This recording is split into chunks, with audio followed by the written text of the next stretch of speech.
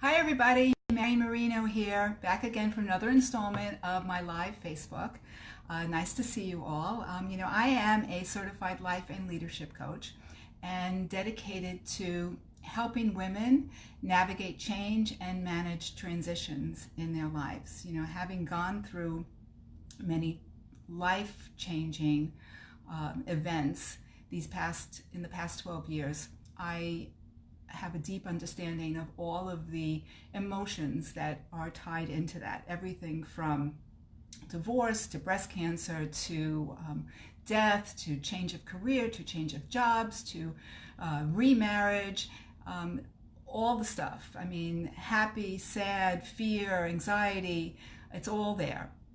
And it's really why I do what I do. It's why I come to you every week, hoping to help you get through your changes and transitions. And it's why I started my own coaching practice. Speaking of which, my website is about 10 steps closer to getting published. I'm very excited, and I will be sharing more news about that in the days and weeks coming. But on the home page, you'll be able to find my ebook. I'm so excited! I wrote an ebook. Can you believe it? 5 essential steps to managing change and navigating transition. So I'm excited and proud to share that with you as soon as it becomes available.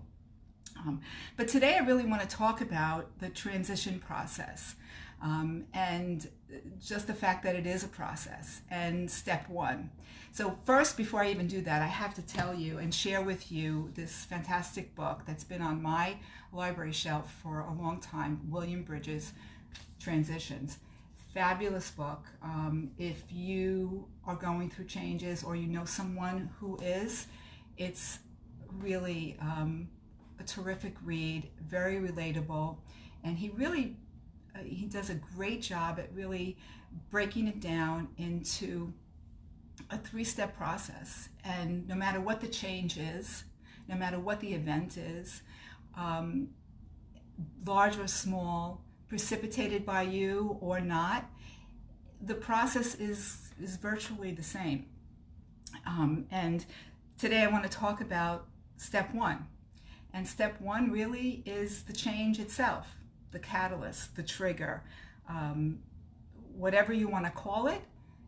But change represents an ending of something, right? Whether it's large or small, however, it doesn't matter. It's impactful. And sometimes we can be thrown off balance by change because we don't give it its due respect, right? We either say, oh, it's no big deal, it happens to everybody, it's no big deal, and that's our fear talking, right? Because we want to stay safe. Or sometimes we're just, we go to the other extreme and say, oh, that's it, it's all over, game over, ending, that's it, there's nothing left.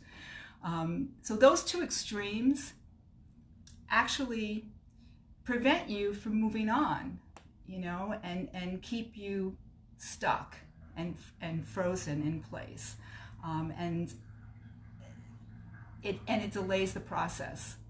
The process is going to happen. It's our reaction to it and our acceptance of it that either facilitates it or keeps us stuck. So respecting that a change is an ending and a new beginning or an opportunity for a beginning is really the first step in the transition process. And even happy changes could trigger a transition process, right? So stuff like, a new baby, if you are a parent and you've had a new baby, you know what that means. And even though it's happy, there's a lot of unexpected feelings and emotions that go along with that. A marriage, a job promotion, a career change, I don't know, you win the lottery, you send your kids off to college, retirement, all these things that are happy and we plan for sometimes can throw us off balance because the emotions that are tied to it are unexpected. So again, it's really just accepting the change and really having respect for it, that it is an ending of sorts and that it is a process. So, I remember when I was going through my divorce in 2007, and 2007 was a really big year for me. It's the year that I decided to end my marriage, and it's also at the same time, in that very same week actually, I was diagnosed with breast cancer. So I'd say it was a rough year. But even though I had precipitated the divorce process, and it was a good decision for me, I didn't expect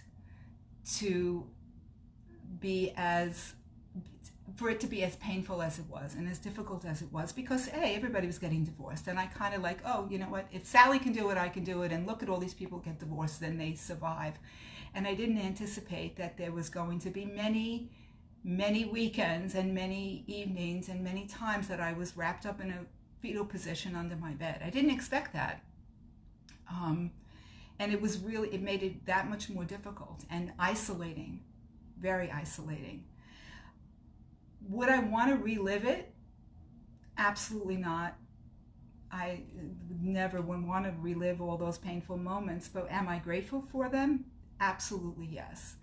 Every single moment I am grateful for, because it was all part of the process and all necessary steps for me to take and necessary emotions for me to feel and accept.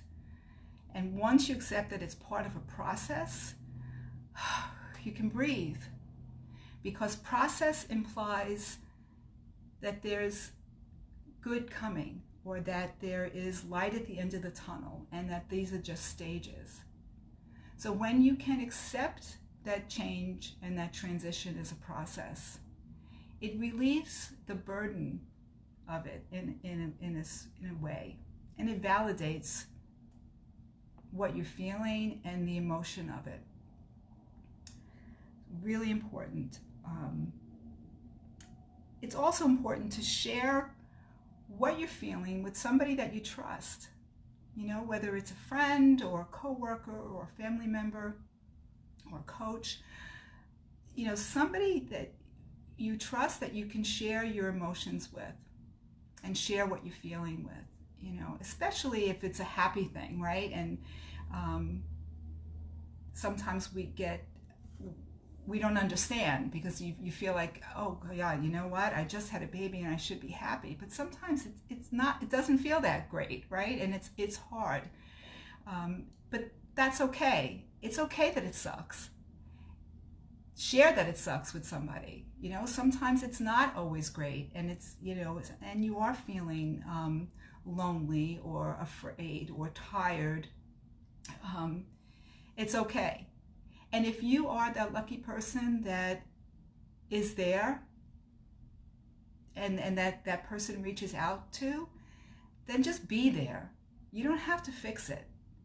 Someone asked me, when you were going through all of that, what did you need? And I didn't need anybody to fix it, because nobody could really. It was a process that I needed to go through, and I needed to feel it in order to go through it, because it was my journey. And no one can really take that pain away from you or take it away from you. But just sharing it with someone, and having that someone say, yeah, you know what, this really does suck, and just get in the suck with you, is such a game changer, really. It's a relief. It just allows you to breathe a little bit and make you feel like you're not going crazy. I'm going to leave you today with an image of that someone shared on Facebook of a golden retriever who obviously just had some type of surgery, and he had that cone on. We've all seen that, and you just know how awful it is for that animal to be wearing that thing, right? And the dog was just laying on the floor, and with those sad eyes, and inside the cone was a little kitten that had curled itself up next to his nose. It was the cutest little thing, and you just, sometimes that's all you need. You just need somebody to, rub you on the shoulder and say, yeah, you know what, this really sucks. And I've been there, and I'm here for you. And you can share whatever you need to share with me. And that's worth $1 million, really. So I'm going to leave you with that thought today. If you're going through something and you're stuck and you need some help, reach out to a friend, DM me. I'm more than happy to help you through. And if you know somebody who's going through a change, reach out to them. And don't text them. Give them a call. Let them know you're there. Let them hear your voice, because that's really worth so much. Okay, guys, have a great weekend. Don't forget to lead with intention, live with intention, lead with integrity, and learn with inspiration. See you next week.